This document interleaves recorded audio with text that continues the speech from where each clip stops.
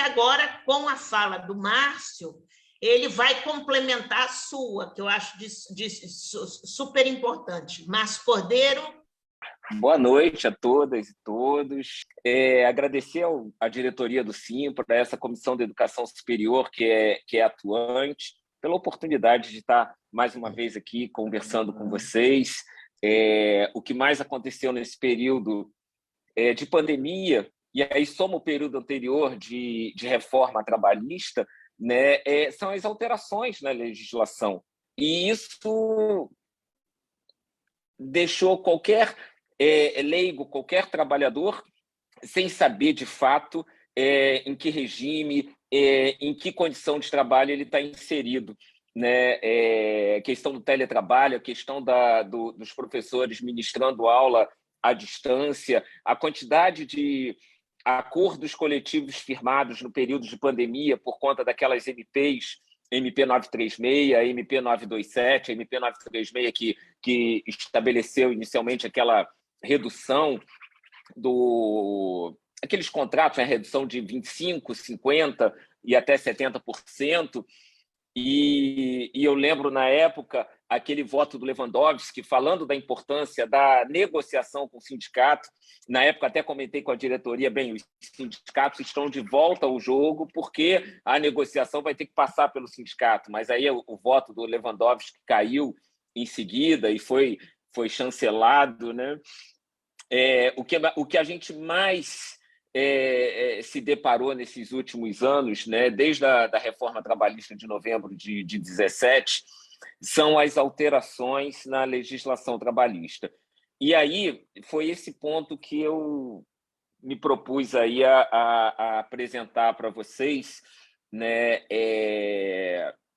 Vamos relembrar um pouquinho a reforma, a reforma trabalhista de novembro de 2017. A proposta originária não era essa avalanche de mudanças, aconteceriam algumas alterações na CLT, mas num número muito inferior ao que aconteceu em novembro de 2017. O momento político, né, propiciava, que foi logo após o impeachment da Dilma, e aí toda a pauta, toda a agenda das grandes empresas foi colocada na reforma trabalhista.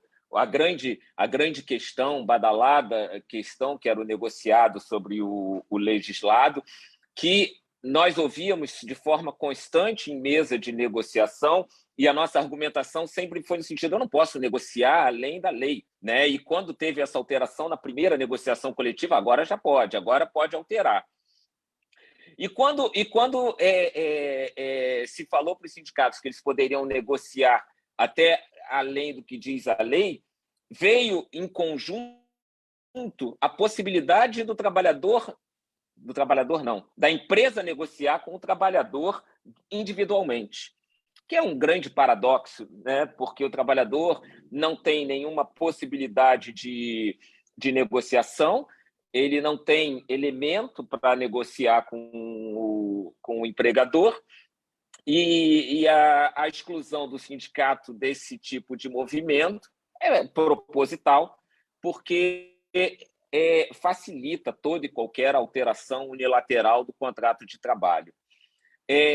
A reforma trabalhista, ela modificou os contratos e naturalizou relações que normalmente eram fraudulentas, né? E o mais grave, e aí eu que convivo diretamente com o trabalhador, com o atendimento do trabalhador, os diretores do sindicato que dialogam com os professores, né?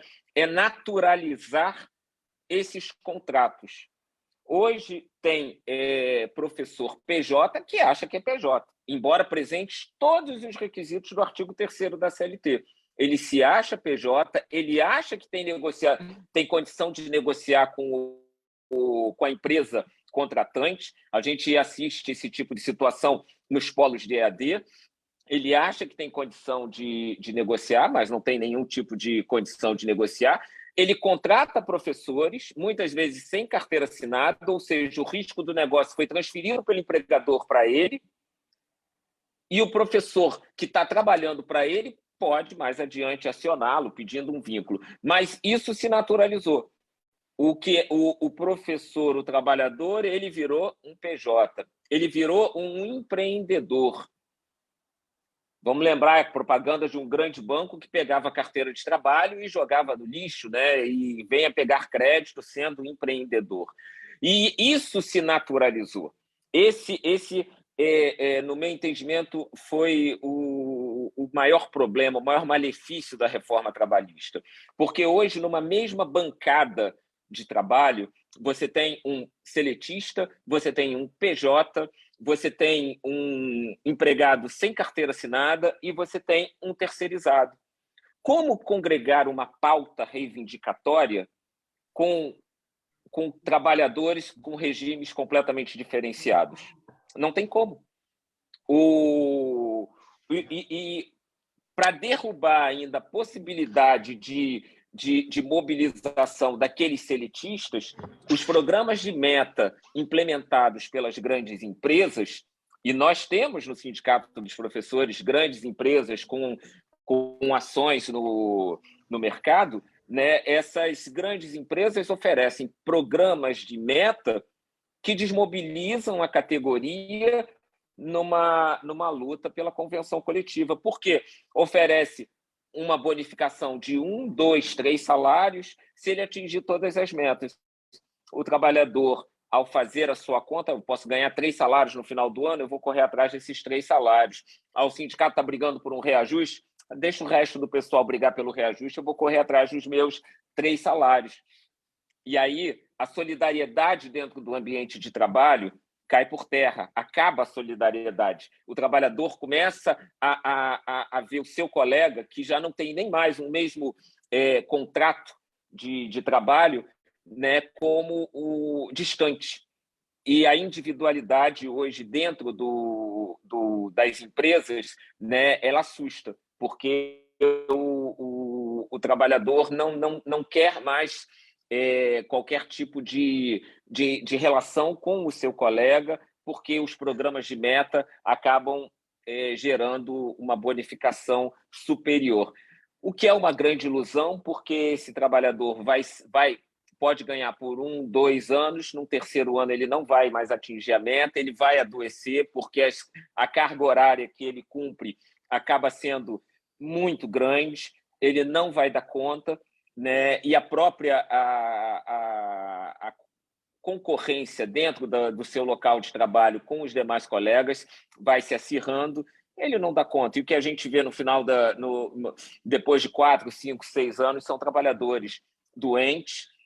O Sindicato dos Professores já fez um trabalho sobre síndrome de burnout, o Sindicato dos Bancários está fazendo um trabalho agora sobre síndrome de burnout, e a quantidade de trabalhadores hoje adoecidos com problemas psiquiátricos é uma enormidade.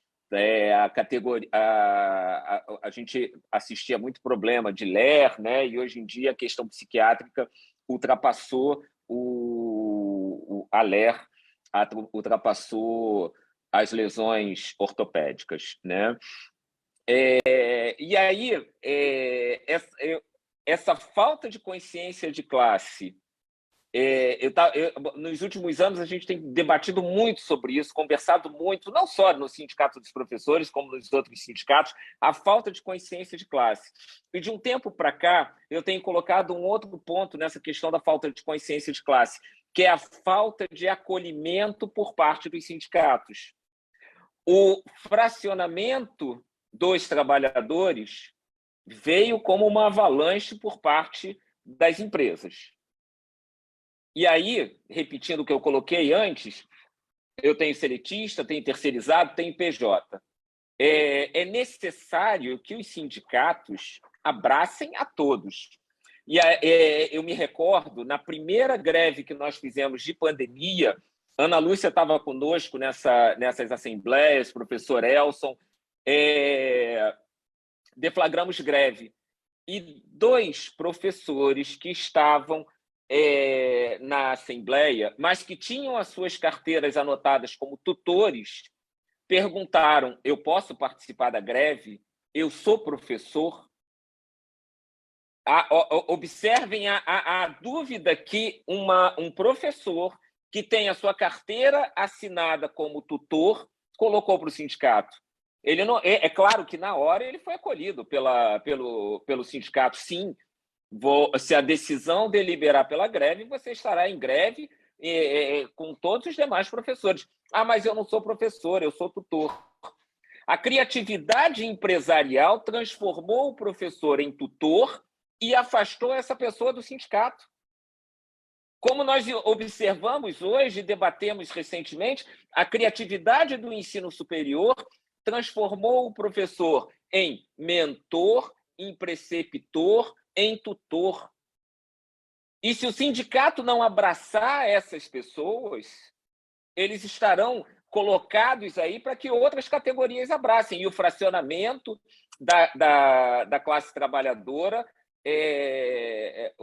as empresas conseguiram realizar. Então, isso não é só no sindicato dos professores. Se tem exemplo de sindicatos dos professores, a gente parte para outros sindicatos em que eu assisto também o fracionamento e muito se falar não tem consciência de classe. Não tem, então vamos acolher. Né? É uma mistura de falta de consciência da classe trabalhadora, né? Uma propaganda maciça por parte dos empregadores, por parte da grande mídia, de fracionar, de dividir, e que funcionou, e que está funcionando. Né? Então, é uma obrigação dos sindicatos acolher. Vários sindicatos, inclusive, têm pensado em mudar as suas denominações. O sindicato dos bancários tem congressos, né? Já está há alguns anos debatendo se não vale a pena mudar para o sindicato do ramo financeiro, trabalhar por ramo, né? Para quê? Para pegar todo e qualquer tipo de bancário. Aqui, o nosso estatuto ele permite atender o professor, o instrutor, e com esses nomes novos criados na educação superior, preceptor, mentor, tutor, tudo isso está dentro do sindicato dos professores. Agora, o preceptor não se considera, ele até se considera professor, mas não se sente representado pelo sindicato dos professores.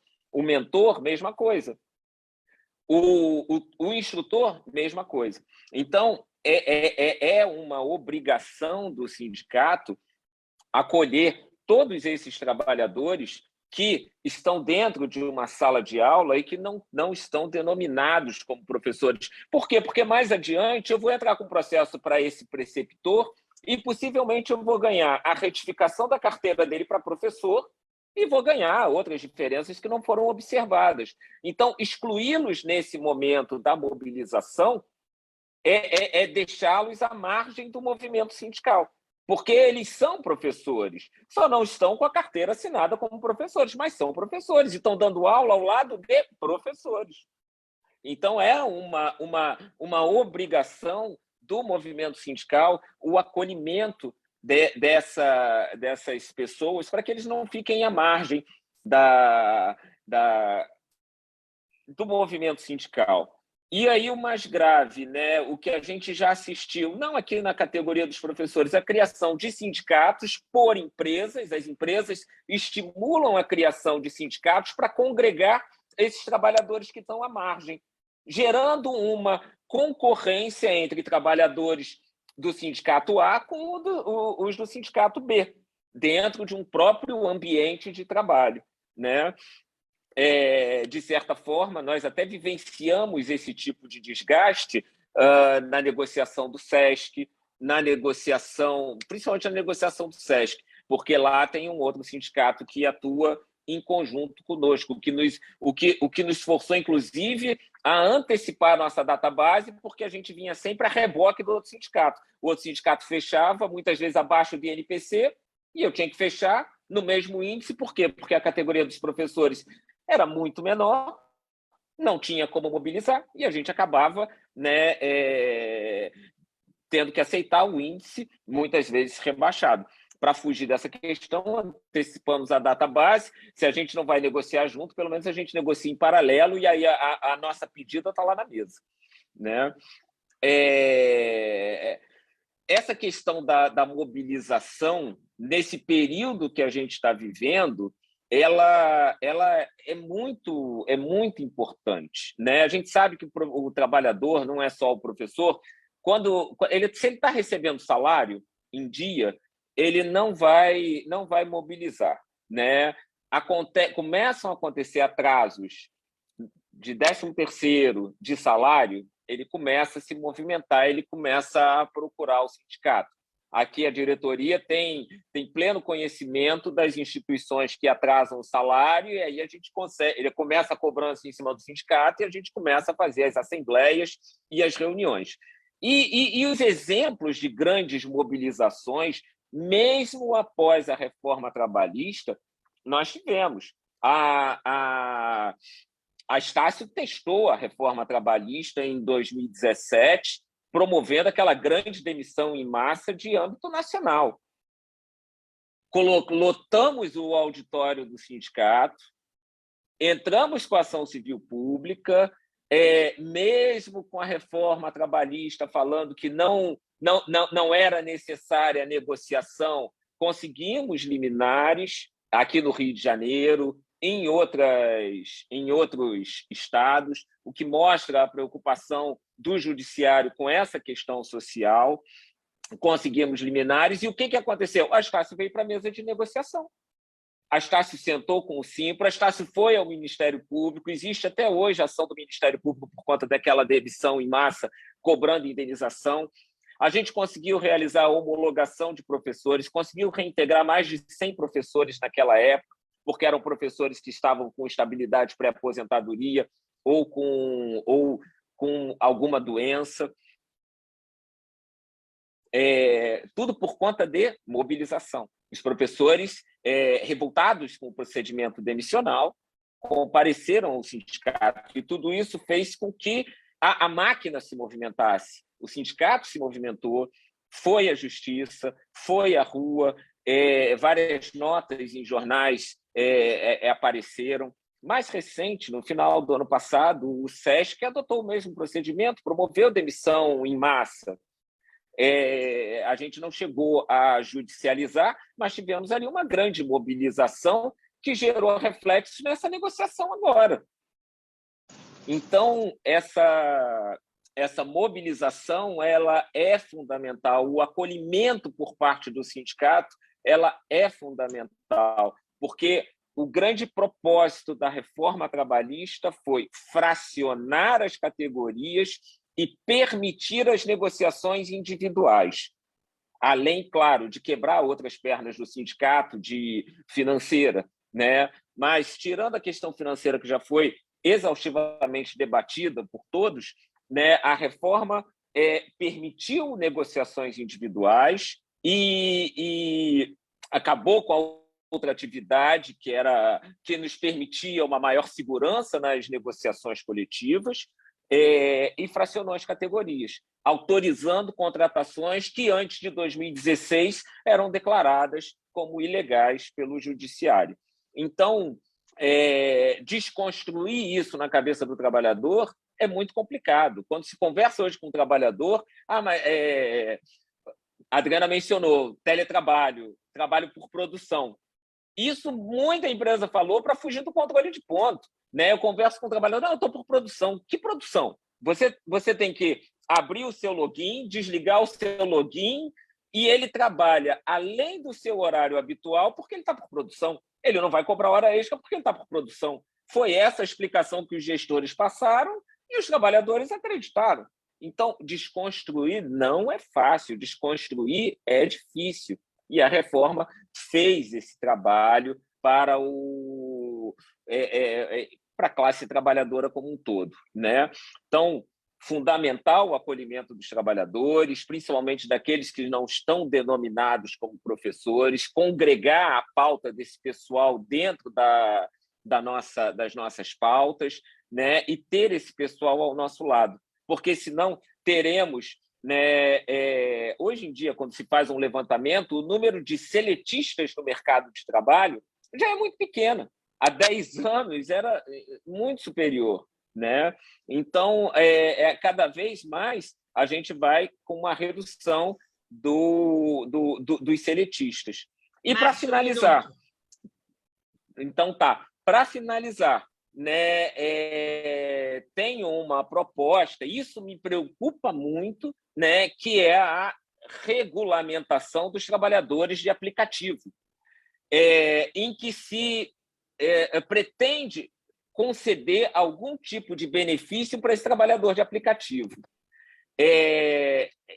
Esse trabalhador de aplicativo não se sente trabalhador, não está abraçado por nenhum sindicato e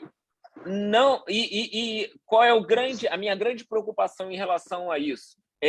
Ao colocá-lo como um trabalhador de aplicativo, vou fazer um paralelo, criando, por exemplo, uma carteira verde e amarela para ele, um tipo de contrato diferenciado, sem os benefícios que hoje um seletista tem. O número de trabalhadores por aplicativo hoje é muito grande. A criatividade empresarial, isso eu estava conversando com a diretoria dos sindicatos bancários. Nubank é aplicativo.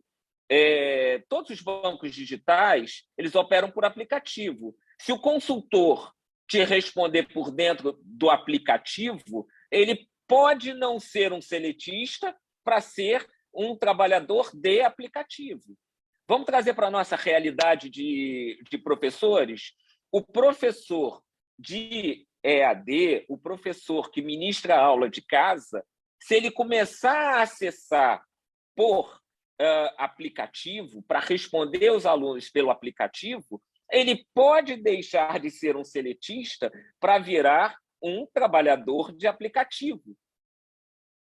E, no final das contas, seletista será apenas o trabalhador presencial. No universo que a gente tem hoje de trabalhadores em teletrabalho ou em aplicativo, transformar o trabalhador em teletrabalho para um trabalhador de aplicativo vai precarizar mais ainda as condições de trabalho. Então, me preocupa muito nos próximos 2 anos, quando surgir o texto do trabalhador de aplicativo, porque a criatividade empresarial vai tentar aplicar para todos aqueles que estão prestando serviços de forma remota a sua condição de trabalhador de aplicativo. Márcio, terminando, enfim, por favor. Agradeço a oportunidade de dividir esse tempo com vocês, meu muito obrigado, né? E vamos seguir firmes aí na luta. Acompanho essa luta do sindicato. Me perguntaram recentemente há quanto tempo, há mais de 25 anos. Então, é um sindicato que eu admiro muito pela luta, pelas conquistas, e que muito do que eu sou hoje, né, eu devo à luta, e é o que eu aprendi com vocês, diretores. Então, meu muito obrigado aí pela oportunidade de estar dividindo esse tempo aqui com vocês.